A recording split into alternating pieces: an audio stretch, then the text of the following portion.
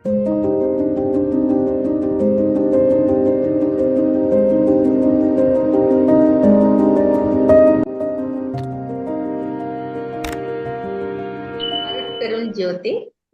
అందరికీ వందనములు. Welcome to our channel wisdom with compassion. Vallalar vision Telugu presence సత్విచారం. ఈరోజు మన టాపిక్ పసిత్తిరు తనిత్తిరు విలిత్తిరు. పసిత్తిరు అంటే ఆకలితో ఉండు, తనిత్తిరు అంటే వేరుగా ఉండడం, తనిగా అన్నట్టు అది మీనింగ్. విలిత్తిరు విలిత్తిరు అంటే ఎరుకుతో ఉండడం. ఓకే, ఇది ఈరోజు టాపిక్. మన ఛానల్ని ఫస్ట్ టైం చూసేవాళ్ళు ప్లీజ్ సబ్స్క్రైబ్ చేసుకోండి. Thank you. అండ్ షేర్ చేయండి, లైక్ చేయండి. ఓకే, ఇప్పుడు టాపిక్కి వెళ్తున్నాము. అందరూ ఇలా ఎవరు కనిపించకపోతే నేనేం చేసేది? ఎవరికి చెప్పేది? ఓపెన్ చెయ్యండి అమ్మా, నేనుదా ఉన్నాను. మీరు మ్యూట్ మాత్రం చెయ్యండి, ఫేస్ కనిపించని. అంతే. ఓకే,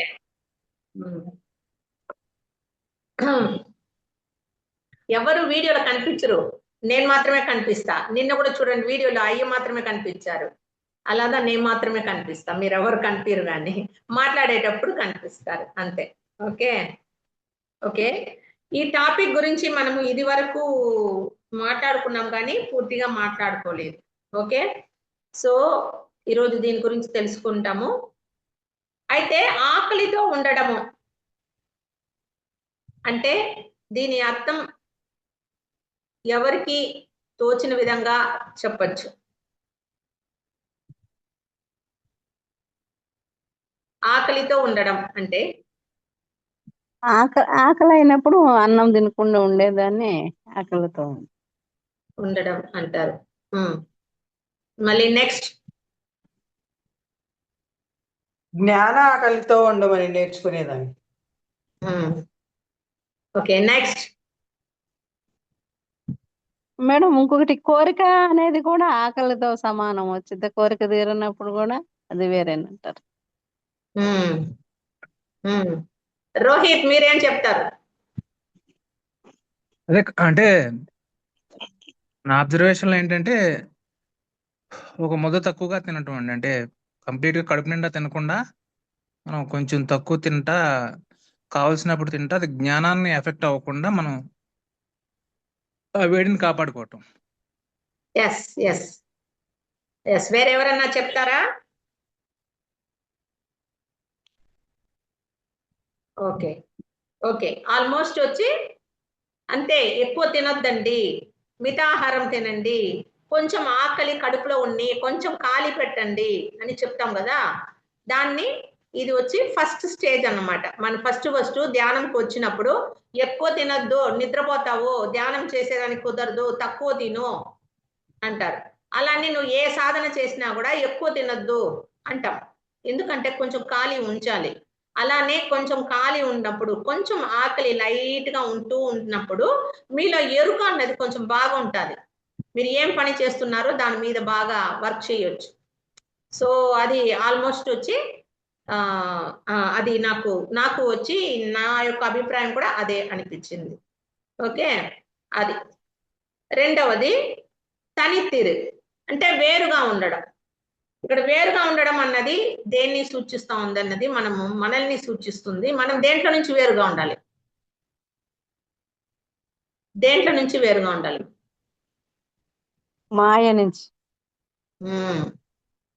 ఓకే, మళ్ళీ వేరెవరన్నా చెప్పండి, ఎవరన్నా. నీ అంటే తనకు తానుగా తెలుసుకోవడం కదా, వేరుగా ఉండడం, వేరుగా ఉండాలి. తనిత్తిరు అంటే తనిగా ఉండడం.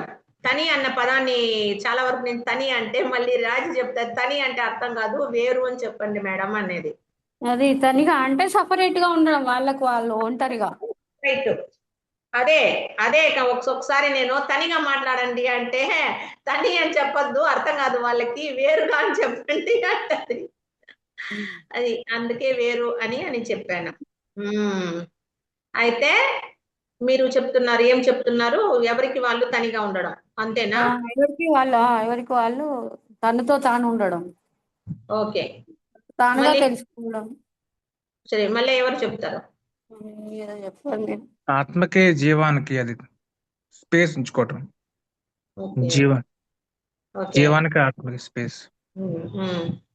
ఓకే. అంటే తామర ఆకు మీద అదే మనం అంటే ఆ మాయ మెయిన్ గా అంటుకోకుండా. యా యా అన్ని మాయలే, మాయలే అన్ని. మనము అందరితో కలిసి ఉండాలి, కానీ వాళ్ళ గుణదోషాలు మనకి అంటకుండా ఉండాలి. మనం ఏం చేస్తాము, వాళ్ళతో మాట్లాడుతూ మాట్లాడుతూ వాళ్ళ యొక్క చెత్త అంతా మన బుర్రలోకి వేసుకుంటాం కదా. అప్పుడు ఏమైతుంది, మనం ఏ సాధన చేసినా దాంట్లో కుదరదు. నువ్వు జ్యోతి ధ్యానం చేయి, లేదు ఏ ధ్యానం అన్నా చేయి, లేదు వర్కౌట్ చేయడానికి ఏదన్నా వర్క్ చేయడానికి కూర్చో, వాళ్ళ చెత్త అంతా మన బుర్రలో ఎక్కి తింటుంటది. సో మనం ఏం చేస్తాము, ఎక్కడ ఉన్నా ఏ గ్రూప్ లో ఉన్నా మనం మనంగా ఉండాలి. మేడం రత్నమాల చెప్పిన మేడం చెప్పారు కదా, అలాగా మనతో ఉండడం నేర్చుకోవాలి అందరితో ఉంటే కూడా. అదే సమయంలో మీరు చెప్పినట్టు అన్ని మాయలే, ఈ మాయల నుంచి మనం తనిగా ఉండాలి, అదే అన్నమాట. తరువాత ఎరుకతో ఉండు, ఎరుకతో ఉండు, దానికి చెప్పండి. ఎరుకంటే మనం అంటే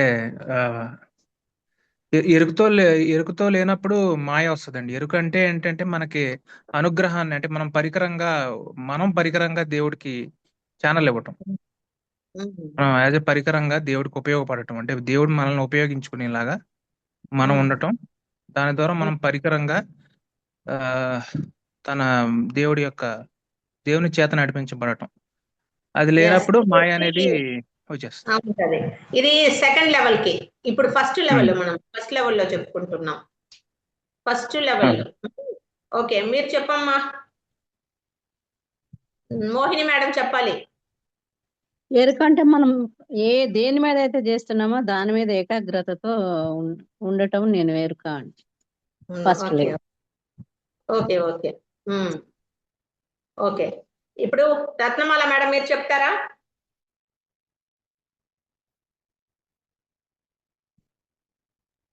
ఏంటి మేడం? అంటే ఇప్పుడు చూడమా, మనము ఇది సాధన మొదటి మెట్టులో ఏం చెప్పినారు వల్లలారు మనకి ఇక్కడ చెప్పుండారు అని చూస్తే, ఆకలితో ఉండు, వేరుగా ఉండు, ఎరుకుతో ఉండు అన్నారు. ఈ రెండిటికి అయిపోయింది. మూడోది ఎరుకుతో ఉండు అని చెప్పుండారు. ఎరుకుతో ఉండు అని దేని గురించి చెప్తున్నారు? ఎరుక ఎరుకుతో ఉండు అంటే మనం అంటున్నారు. ఆత్మస్థితిలో ఉండడం, ఆత్మస్థితిలో ఉండడమే ఎరుక అంటారు. భూమధ్యలో దృష్టి ఉంచడం కూడా ఎరుక. Okay okay okay. భూమధ్యలో దృష్టి పెట్టడం కూడా కరెక్టే. ఆత్మస్థితిలో ఉంటూ మన ఆలోచనలపై కూడా వెరుకుండాలి మేడం. ఏం ఆలోచిస్తాం? దగ్గర వచ్చేసినారు. Very good. Okay okay. వేరు ఎవరైనా చెప్తారా? ఎరుక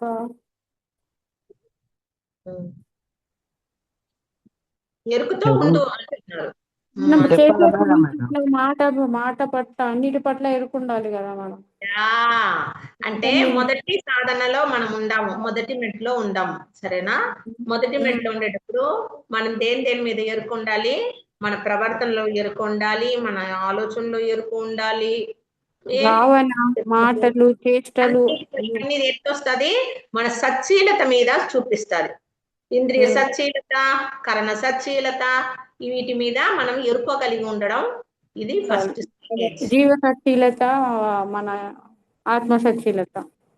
ఈ సచ్చీలత మీదంతా ఎరుకతో నడుచుకోవాలన్నమాట. ఓకే, ఇది ఫస్ట్ స్టేజ్ అన్నమాట. ఓకేనా? నాకు తెలిసింది చెప్పాలా మేడం? ఏమ్మా? నాకు తెలిసింది నేను చెప్పాలా? అందుకే పిలుస్తున్నా, చెప్పు. అయితే మీరు నాకు ఈరోజు చెప్పారు, ఇంకా ఈరోజు ఏమైతే చెప్పారో, ఏమైతే మాట్లాడాలో ఇంకో 10 సంవత్సరాలుగా నేను అది చెప్పాలి. ఉమ్, ఉమ్, మీరు ఇప్పుడు నేను వస్తువు ఇంట్లో ఆడాడ ఎక్కడక్కడ వస్తువులు పెడతాం కదా, అవును. ఆ వస్తువు నేను ఇంక ఎన్ని రోజులకు చూసిన వస్తువు ఆడనే ఉందని గుర్తుపట్టి దాన్ని పట్టుకోవాలి. ఉమ్, మీరు ఇప్పుడు ఏమేమైతే మాట్లాడారో ఇంకా నేను 10 నెలలకైనా ఇది నేను చెప్పాలి. ఉమ్, దాన్నే ఏకాగ్రత అంటారు, దాన్నే ఎరుకాస్థితి అంటారు. ఎరుకతో విన్నప్పుడు గుర్తుంటుంది.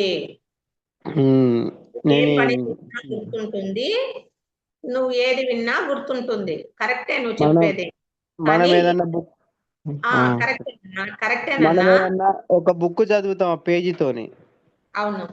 దాన్ని అడిగితే చూడకుండా చెప్పేయాలి. నువ్వు ఎరుకతో చదివినప్పుడు అది నీకు గుర్తుంటది. ఆ, ఓకేనా?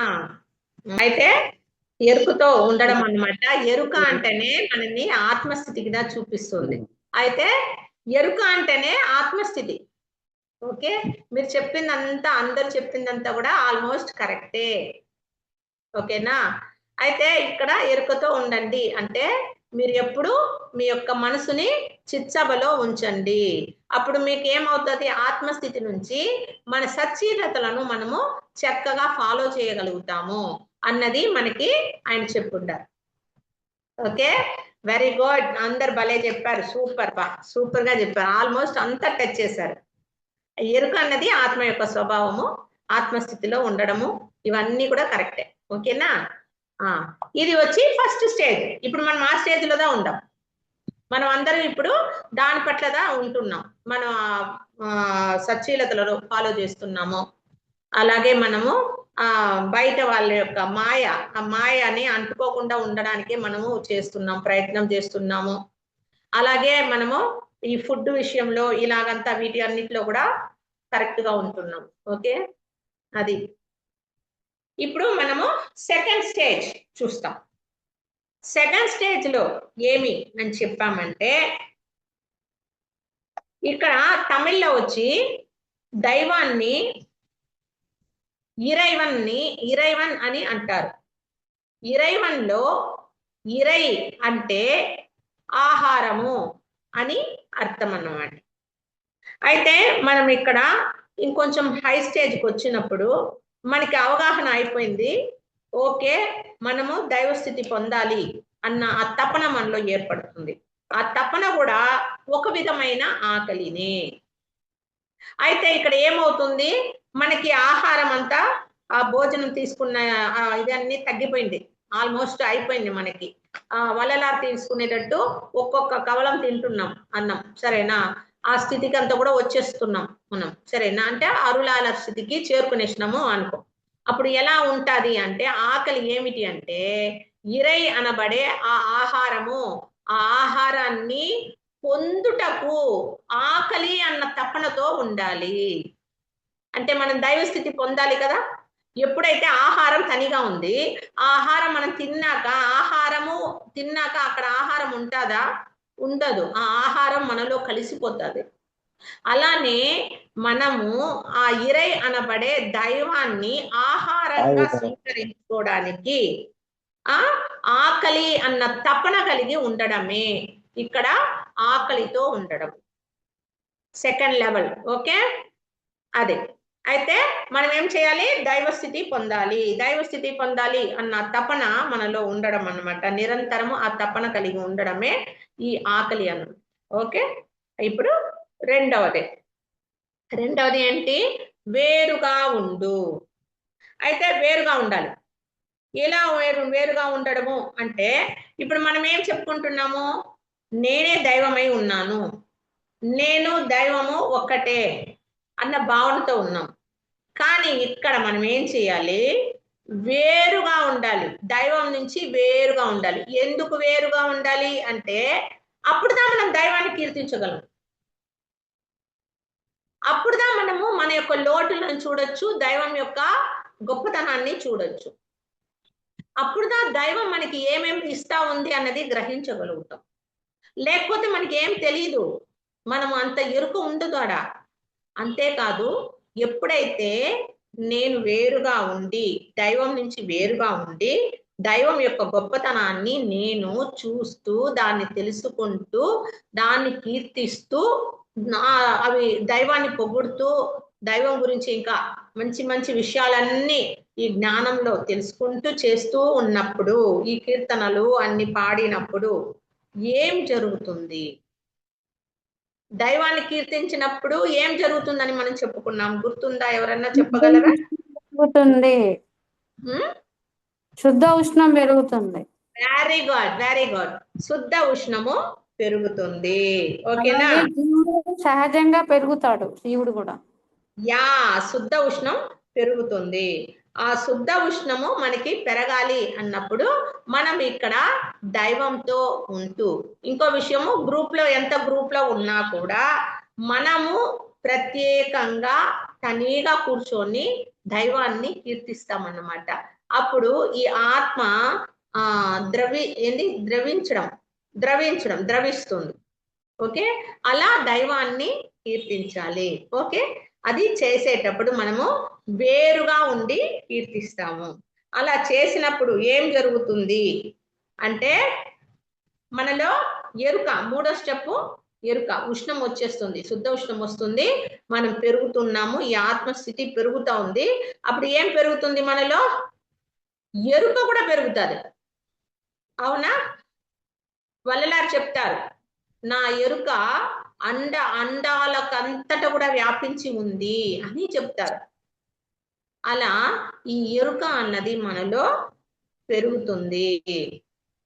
ఓకే, అలా పెరిగినప్పుడు ఎలా ఉంటాది అని చూసామంటే, ఈ ఎరుక సకల జీవుల పట్ల కూడా మనకి కలుగుతుంది.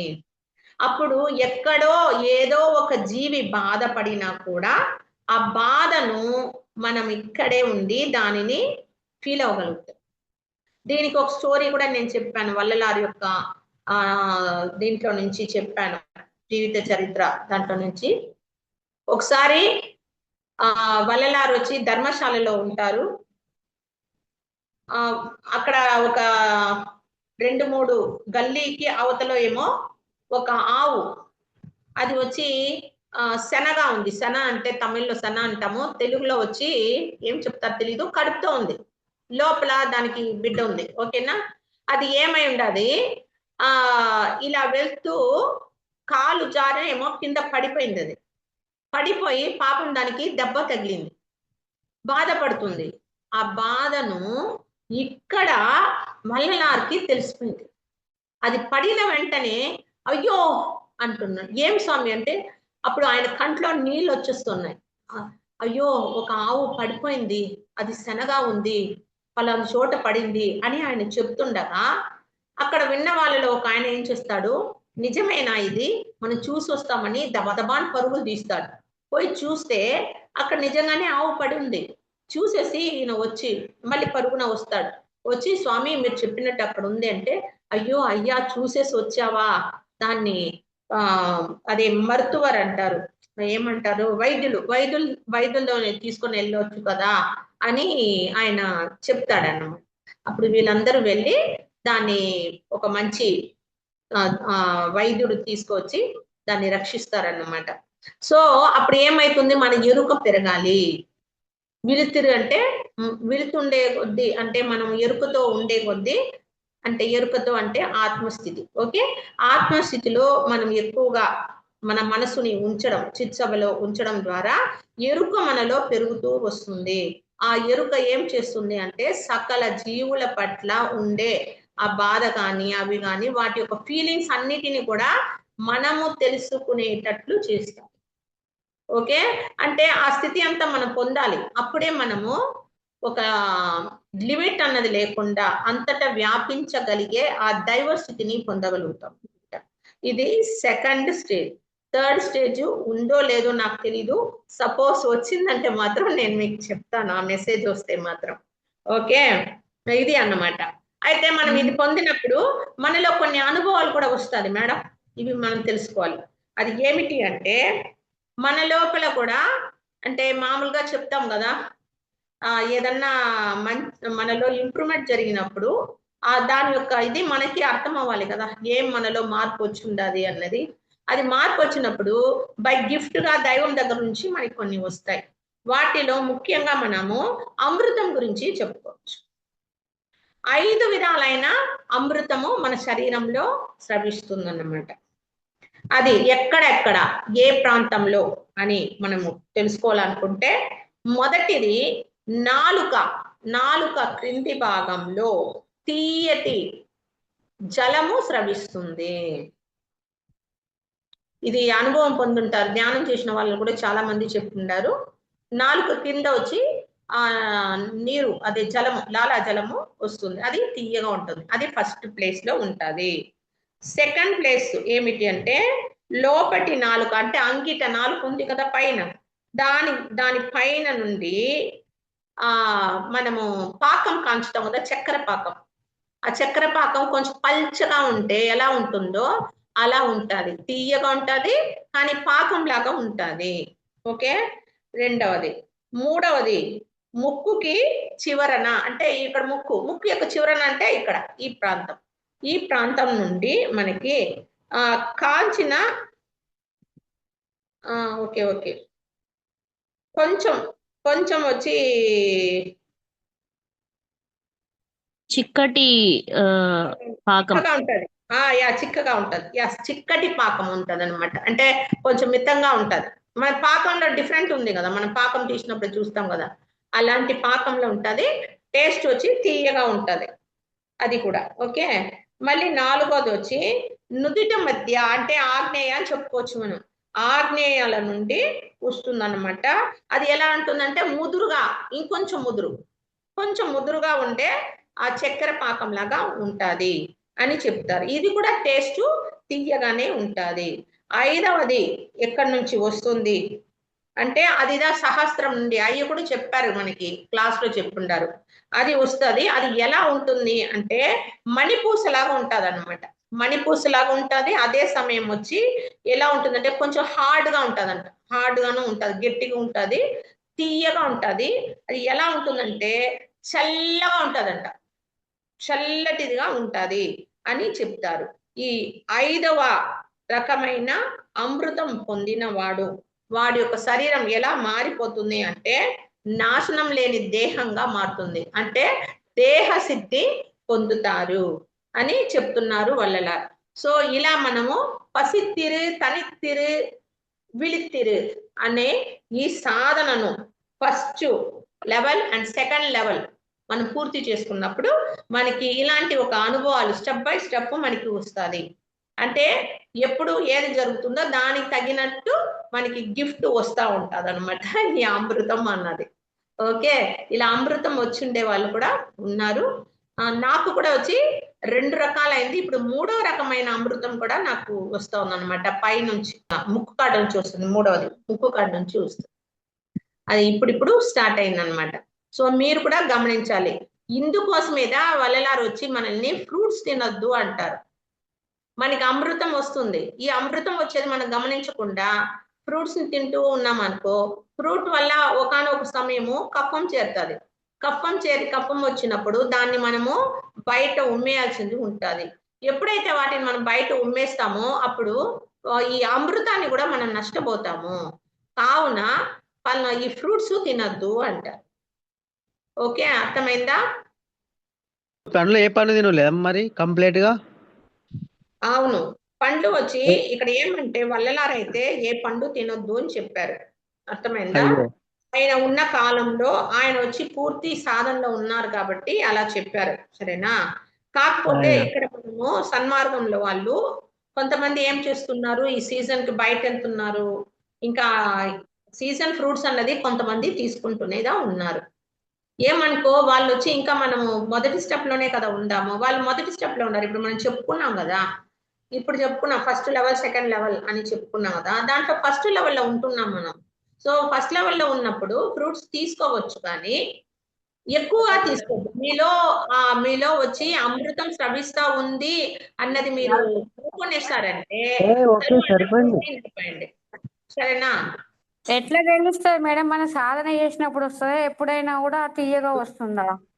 వస్తాది మేడం, అప్పుడప్పుడు వస్తానే ఉంటది. మన నోట్లో నుంచి అట్టే కీర్తన, దైవాన్ని కీర్తించినప్పుడు మీరు బాగా గమనించండి. అగవల్ పారాయణం చేసినప్పుడు ఈ ఈ జలం అనేది నోట్లో అంతా వస్తది. నాలుగు కిందంతా జలం రావడం మనం గమనించొచ్చు. లో అమృతం స్రవిస్తుంది అన్నది తెలుస్తుందో, ఆ తర్వాత నుంచి మనము ఈ కప్పం చేరే ఫ్రూట్స్ అన్ని మనం కట్ చేసుకోవడం మంచిది. అయితే అదే అన్నమాట, అందుకే ఫ్రూట్స్ తినద్దు అని చెప్తారు. అది మనం గమనించినామంటే తెలుస్తుంది. ఓకే, ఇప్పుడు ధ్యానం చేసే వాళ్ళని కూడా నేను వినుండాను. రోజుల తరబడి ధ్యానం చేసిన వాళ్ళు చెప్తారు, మాకు ధ్యానం చేస్తూ ఉంటే ఆకలి అనిపించలేదు, మాకు వచ్చి నోరంతా తీయగా అయింది, ఆ తర్వాత మాకు బాగుంది అన్నట్టు చెప్తారు.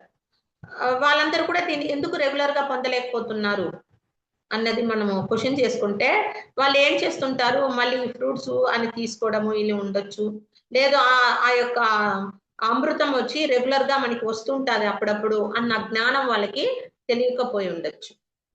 కావునే వల్లలారు ఏం చెప్తారు, మీరు ఒక స్థితికి వచ్చిన తర్వాత ఫ్రూట్స్ ఆఫ్ చేసేయండి, తినొద్దు అంటున్నారు. Thank you. సర్వే జన సుఖ సంతోష ఆనంద భవంతు.